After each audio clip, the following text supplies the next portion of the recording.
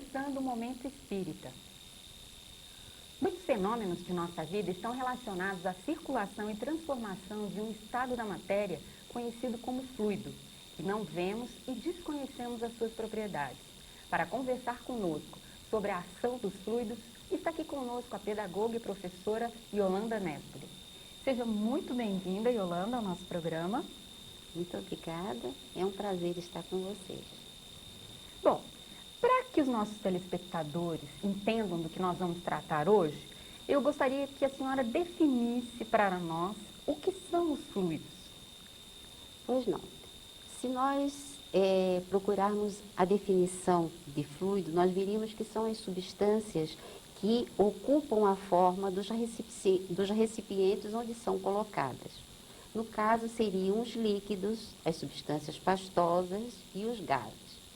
No entanto, o termo fluido é utilizado com muita frequência na doutrina espírita, porque justamente quando foi codificada a doutrina, no século XIX, não se usavam ainda os termos de eletricidade. E para esses elementos, que seriam a eletricidade, o magnetismo, é o termo usado por Kardec na codificação, foram fluidos.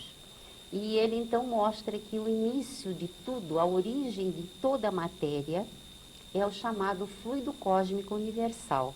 Antes de a senhora entrar nesse tema, a gente poderia dizer que os fluidos são uma variação da condensação da matéria?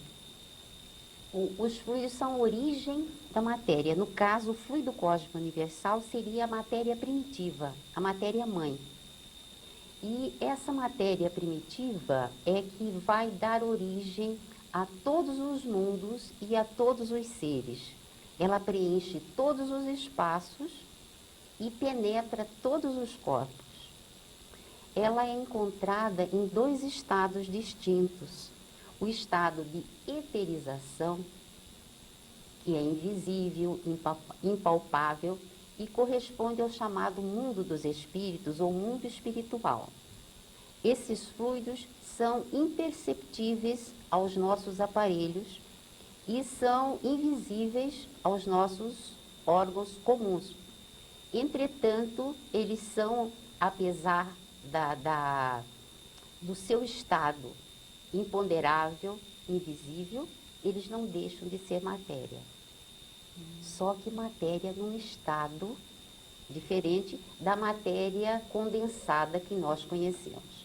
Que esta matéria condensada que nós conhecemos, ela é uma derivação dessa matéria original, dessa matéria primitiva, que é conhecida como fluido cósmico universal. Então a gente poderia dizer que existe um fluido que rege todos os demais, de onde derivam todos os demais. Seria isso? Seria isso, seria o começo, a matriz de tudo, esse fluido cósmico universal. Ele é a origem da matéria, o começo de tudo. E é desse princípio, dessa fonte, que, apesar de continuar fluídica e imponderável, sofre inúmeras transformações, inúmeras modificações, dando origem a uma variedade imensa de fluidos, como depois, quando ele se transforma em matéria densa, a matéria densa também vai se transformar numa série de corpos que nós conhecemos na natureza. Esse fluido cósmico universal é que preenche os espaços cósmicos e dá a característica, digamos assim, energética de cada planeta? Correto.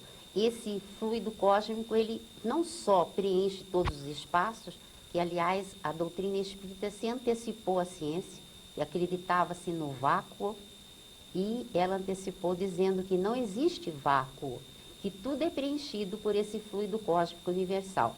E ele é o formador de mundos e de seres, porque ele contém todas as energias, todos os elementos que vão formar depois, por transformações e modificações desse fluido, todos os corpos que conhecemos e muito mais aqueles que desconhecemos.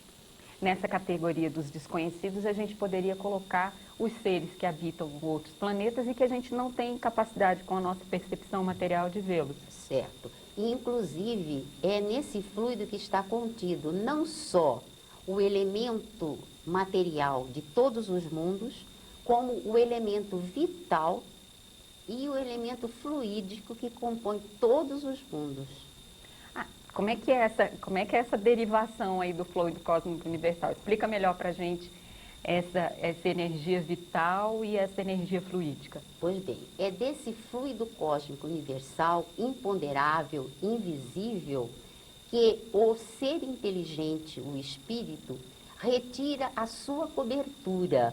Porque, em princípio, o espírito, ele vamos dizer, ele não é abstrato, ele não é definido. Ele se torna abstrato e definido quando ele retira desse fluido cósmico universal o seu envoltório fluídico. Isso todos nós, né? Todos nós, encarnados e desencarnados. Não se concebe, a não ser em pensamento, um espírito sem o seu invólucro perispiritual, que é retirado do fluido cósmico. Em princípio, é um elemento imponderável e invisível, podendo em circunstâncias determinadas tornar-se ponderável e visível, como nós vamos ver mais à frente. E é nesse fluido universal que também os espíritos retiram um elemento importantíssimo que está presente nos seres vivos, que é o fluido vital, o fluido da vida, o fluido da vitalidade. E qual é a diferença entre eles? A diferença são as condições de formação. Diferentes formações moleculares vão determinar a formação do fluido vital e do fluido do perispírito. Embora sendo todos imponderáveis, provindo todos do mesmo meio, cada um assume características diferentes, graças às modificações que eles sofrem. Como nós vamos, uma comparação bem simples e elementar nos é dada pela química. Nós temos, por exemplo, o oxigênio e o hidrogênio, que misturados em proporções de H2 H2, 2 de hidrogênio e 1 de oxigênio, nós temos a formação da água. Se nós colocarmos H2O2, nós teremos a formação de um ácido. Então, em matéria, a química é uma ciência que vem elucidar uma série de questões que nós antes não entendíamos. O fluido universal é um mundo. Então, os fluidos adquirem propriedades e qualidades distintas, embora continuando fluidos. No caso do fluido vital, ele é que dá a condição de vitalidade, de sobrevivência na matéria para a gente. Exatamente. É ele que dá a vida orgânica. Então, o que distingue, por exemplo, um mineral de um vegetal é a presença desse fluido vital, que alimenta as células, animalizando-as, dando uma vitalidade que os minerais, por exemplo, não possuem. Quando essa vitalidade acaba, esse ser morre. Entendendo melhor, os espíritos dizem que não é a vitalidade que acaba,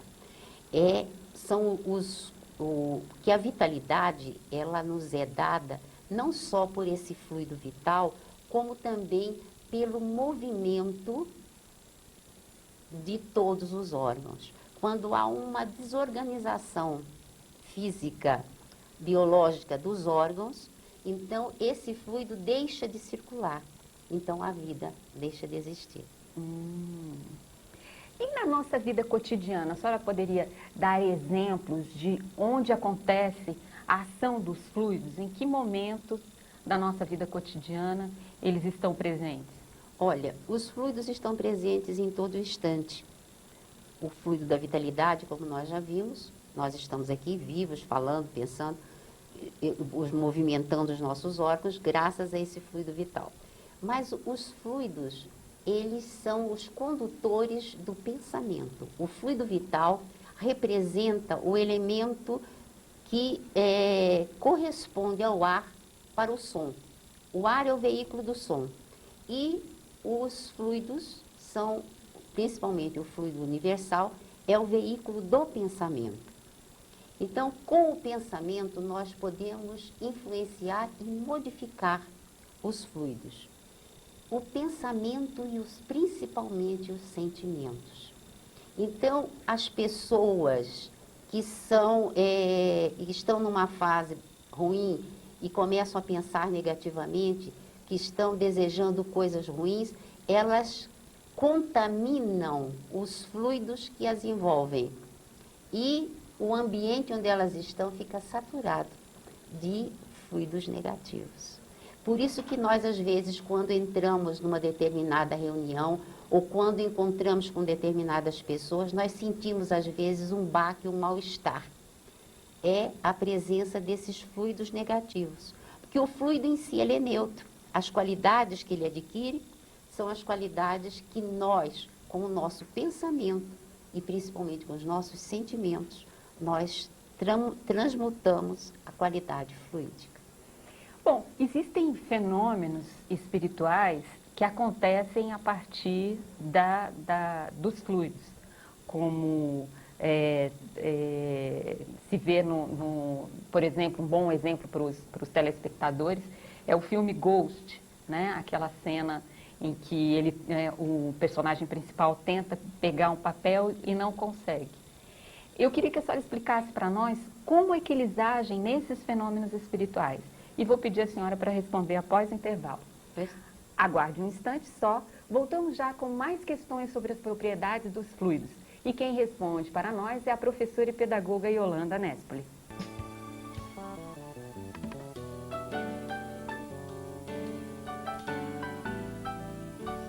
A Fratelli, divulgadora cultural e educativa, vem propor a você uma visão holística da vida, o equilíbrio entre corpo, mente e espírito, a harmonia entre ciência e religião. Agora, a Fratelli coloca à sua disposição essa preciosa fonte de informação e de meditação. São mais de 80 títulos em VHS, DVDs e CDs para você. Para adquirir nossos produtos, escreva para o nosso endereço contato@fratelliespiritualista.org.br.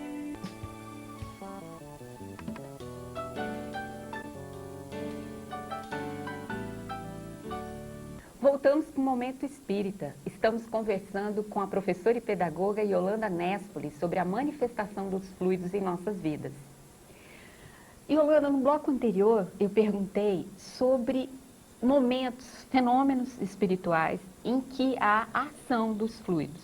Eu citei aquela cena do filme Ghost, né, Além da Vida, e onde o personagem principal tenta pegar um papel e não consegue. Mas depois, adestrado por um outro espírito, né, desencarnado, ele consegue pegar. Como é que a gente explicaria? É o seguinte, os fluidos, embora imponderáveis e invisíveis, eles são matéria. Matéria em outra dimensão. E os espíritos desencarnados encaram os fluidos como matéria. E eles utilizam e manipulam esses fluidos. Só que o termo, que nós não temos um outro termo, manipular quer dizer usar as mãos. E os espíritos, na realidade, eles manipulam os fluidos usando o pensamento e a vontade. Então, quando o espírito deseja e pensa voluntariamente e às vezes involuntariamente, ele realiza determinados fenômenos que às vezes não se encontram uma explicação aparentemente lógica. No caso, você citou do filme, o recém-desencarnado, ele desconhecia essa qualidade do espírito de manipular os fluidos usando o seu pensamento e a sua vontade. E ele quis pegar o papel como acontecia quando encarnado, usando as mãos. Só que o papel é matéria densa e ele não conseguia. Porque ele já está desencarnado. Então, quando ele viu que o outro espírito, rindo, porque já era um conhecedor antigo do processo, utilizando a vontade e o pensamento, ele então aprendeu. É assim que os espíritos, muitas vezes, as pessoas que têm a capacidade psíquica de ver, os médiuns videntes, eles têm oportunidade, às vezes, de ver os espíritos, e os espíritos se manifestam a eles como eles gostariam de ser vistos. Então, usando objetos que marcaram a sua presença, apresentando, às vezes, defeitos físicos que eles portaram, que os identificam. Ah? Tem até uma história curiosa, não sei se você conhece, um médico famoso no Rio, desencarnado, ele começou a pesquisar. O mundo que eu encontrei, eu me esqueci o nome dele agora, me perdoe. Ele, no mundo espiritual, ele acha interessante que ele vai assistir, tem uma historinha dele, Batucada no Além.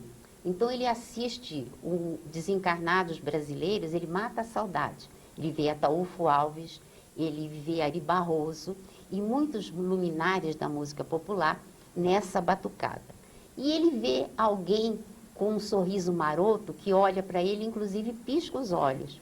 E ele fala assim, eu conheço esse indivíduo, mas não me recordo de onde. E fica encabulado. Quando termina a serenata, esse desencarnado se aproxima e dá um abraço, assim, eu sou Noel Rosa. Mas eu não te conheci, porque na realidade o Noel Rosa tinha como característica aquele defeito físico no queixo. E no mundo espiritual o seu perispírito já estava perfeito, já não trazia esse defeito. Então, esse é um aspecto mostrando que os espíritos, se ele precisasse se identificar, ele conseguiria, usando a vontade e o pensamento, voltar a apresentar o perispírito com esse defeito para ser identificado. Bom, uma outra situação de uso dos fluidos é no passe, né? Correto. Aí, no passe, é interessante nós analisarmos o aspecto, na questão do passe, é o seguinte, o passe é imposição de mãos, é doação de amor, é doação de energia. Todos nós temos o nosso fluido vital, a nossa energia. E essa energia, ela pode ser doada, ela pode ser transmitida de um indivíduo para outro. Então, existem pessoas que normalmente são dotadas, às vezes, de uma capacidade um pouco maior de doação e são capazes de, transmitindo esse fluido magnético, esse fluido animalizado, que é, na realidade, o fluido vital, elas conseguem transformar as moléculas doentes do paciente em moléculas sã. Mas são casos raros e especialíssimos, que normalmente o passe é uma transmissão de doação de perispírito, que é fluídico, para perispírito também fluídico, de um encarnado para o outro. Mas nos centros espíritas, os passes são mistos, isto é, além da doação do médium, do seu fluido vital, da sua energia, do seu amor, ele ainda consegue, porque antes do passe, ele se concentra, ele ora, ele pede ajuda espiritual. Então, ele recebe energia de espíritos desencarnados superiores e ele soma essa energia recebida com a sua e essa energia mista é transmitida aos pacientes que recebem o passe. Por isso que na casa espírita nós temos o chamado passe misto. E a energia sexual, ela pode ser considerada uma espécie de fluido? Não deixa de ser, porque a energia sexual é uma energia da alma. São as forças sexuais, são forças da alma. Então, não deixa de ser uma energia do perispírito, é uma energia fluida. Toda a energia, todos os fluidos, provém do fluido universal. E a questão das operações espirituais? Os trabalhos, não só as operações, como também todos os fenômenos mediúnicos, chamados fenômenos físicos.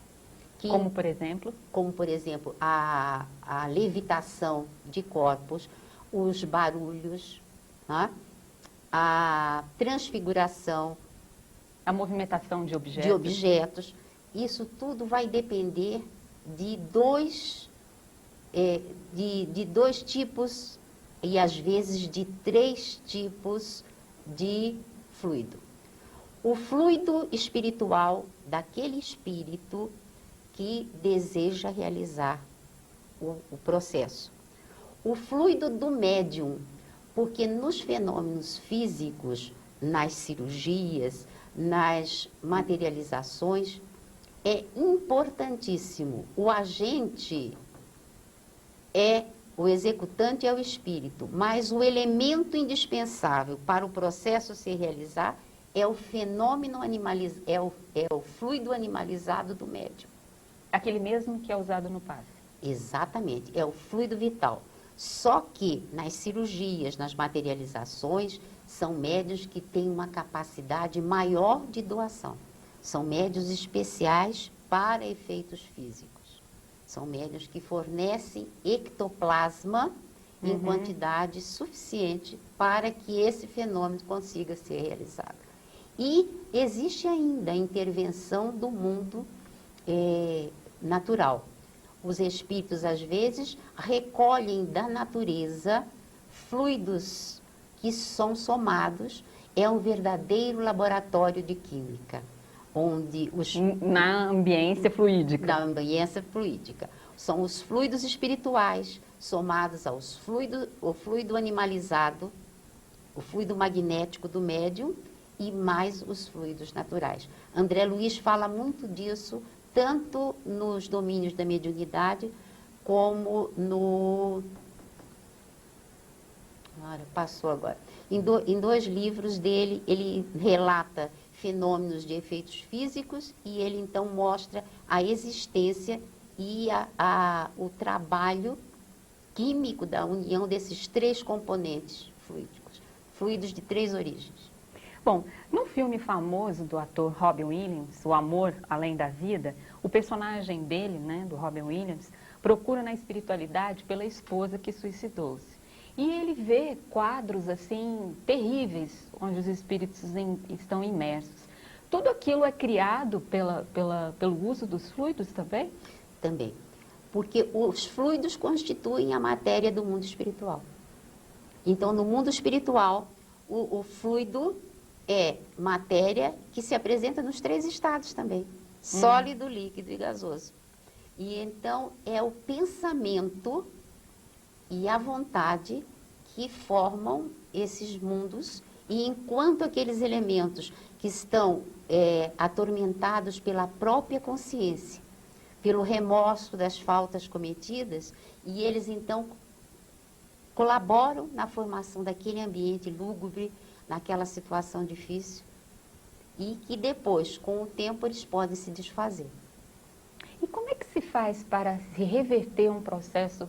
A senhora falou no início sobre as pessoas que vibram negativamente e criam uma ambiência de fluidos negativos que são até perceptíveis por algumas pessoas. Como se reelabora esses fluidos? São fluidos, inclusive, espirituais que têm reflexo material, que nós sentimos o mal-estar.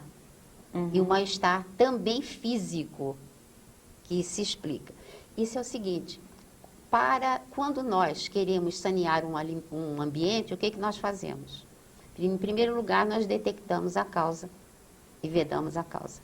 Se a água está contaminada, nós temos que ver o que está contaminando a água para que a água seja transformada novamente em uma água límpida. Então, identificada a fonte. Qual é a fonte de degeneração do fluido? É o pensamento, é o sentimento, é a vontade daquele espírito. Então, se esse espírito se transforma, se o seu pensar se modifica, automaticamente vão se modificar as qualidades dos fluidos que envolvem esse indivíduo e que saturam aquele ambiente. Nós vamos ver, inclusive, que essa é uma prática interessante que os espíritas costumam pensar muito. Nós devemos estar sempre atentos ao nosso pensar, porque o nosso pensar, ele cria imagens fluídicas, imagens essas que inclusive se refletem no nosso perispírito e podem ser vistas vistas por outros espíritos desencarnados. Então, quando nós estamos ainda pensando, nós estamos nos revelando para os espíritos desencarnados. É como se fossem fotos? Como se fotografa no próprio perispírito, que o perispírito é fluídico, então o pensamento se transmite através dos fluidos, ele se transmite no pensamento e se fotografa. As cenas são fotografadas e podem ser visualizadas. Agora, uma coisa interessante que você falou e que eu gostaria de lembrar é o seguinte: André Luiz, nos Domínios da Mediunidade, ele conta a história de uma mulher que descobre que está sendo traída pelo marido. Então, ela começa a vibrar negativamente em direção à sua opositora.